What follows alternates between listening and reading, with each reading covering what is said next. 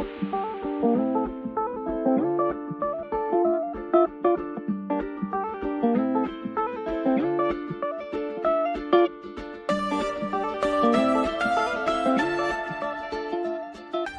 was really my husband Peter's idea. When we moved into this lovely house almost 6 years ago, he said, "We're going to get off the gas." And I didn't really know what he meant. And obviously we'd been interested in the environment for quite a long time, but Peter had been reading up and he said, "This is what we need to do. We need to get off the gas."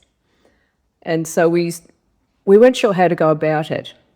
So we actually got a home energy advisor in to assess the house and give us advice about how to prioritise what we changed and when.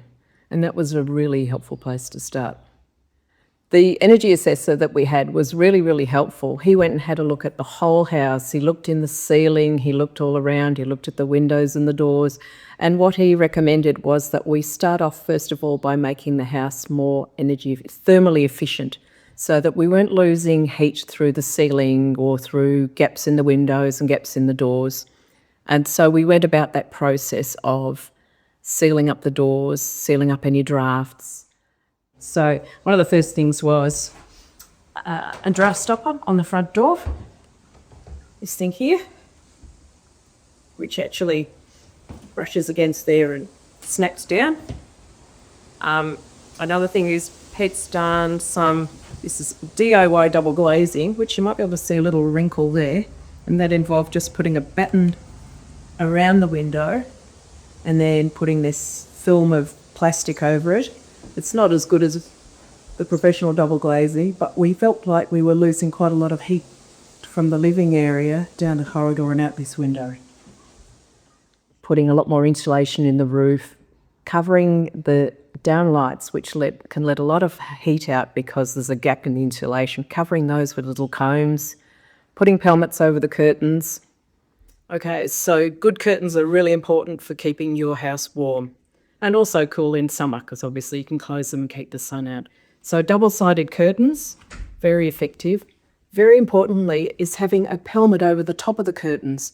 Now often these can be really expensive to install with matching fabric, but we discovered some clear plastic ones which you may or may not be able to see, and they don't require any installation at all. You just pop them over the top of your curtains and cut them for size.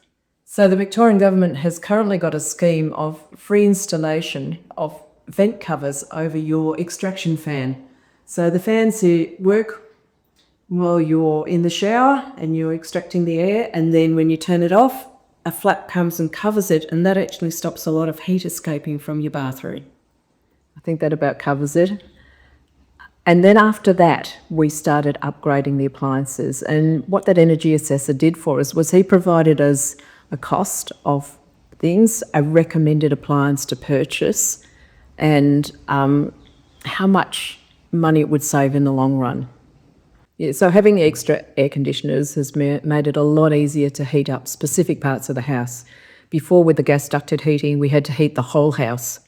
And with a big house, which is bigger than we actually need, that's very inefficient. So now we can actually heat the rooms that we're in when we're in them, and they heat up pretty quickly.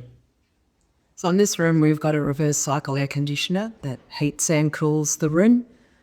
We've also got 2 ceiling fans. These are not only good for cooling, but in winter, you can change the setting on the fans and make sure that they're pushing the room air down. And with high ceilings, that's really helpful because otherwise you're just heating the space above you.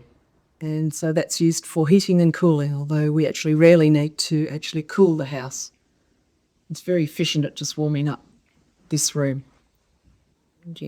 I think one of the challenging things was trying to finally get off the gas, because we actually had converted everything in the house to all electric, but we still had the gas barbecue at the back, which was on mains gas, and we didn't quite know what to do with that. So that was a challenge, trying to decide what to do with it, and then to find a plumber who could actually make the conversion to bottle gas for us so that we didn't have to rip the entire thing out, which seemed very wasteful.